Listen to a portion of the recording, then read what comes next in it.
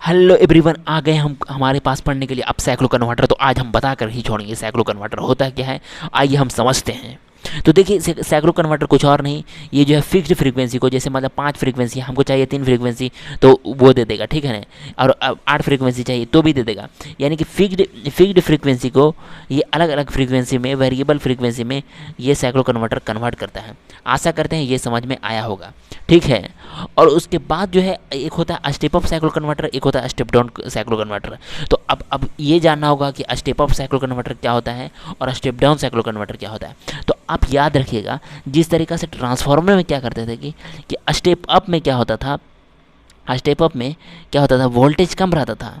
Voltage को कम को जैसे मान लो इनपुट ये वी एस मान लेते हैं, इनपुट वोल्टेज आउटपुट वोल्टेज का भी हो।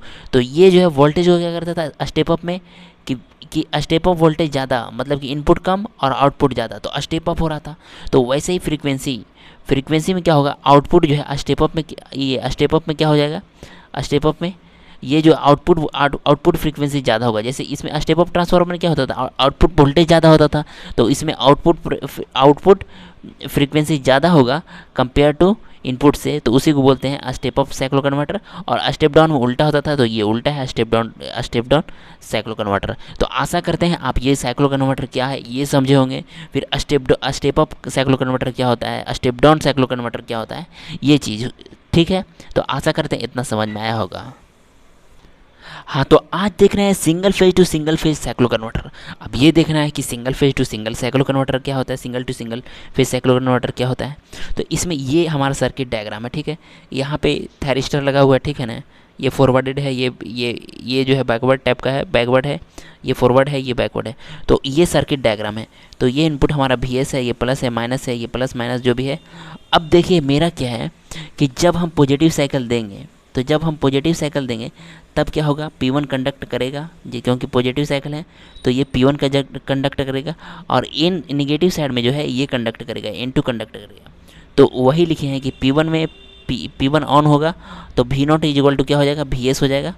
और जो है नेगेटिव साइकिल में क्या हो जाएगा, N2 कंडक्ट करेगा। देखिए N2 ऑन रहेगा, N2 कंडक्ट करेगा तो V0 is equal to minus VS हो जाएगा।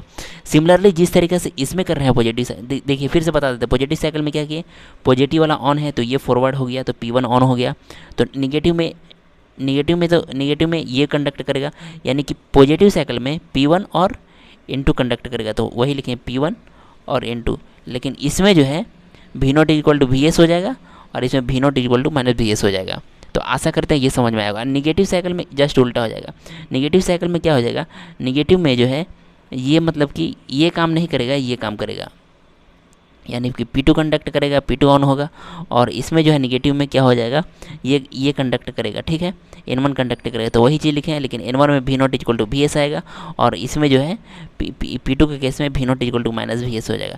तो यही हमारे शॉर्टकट तरीका में हमको single phase to single phase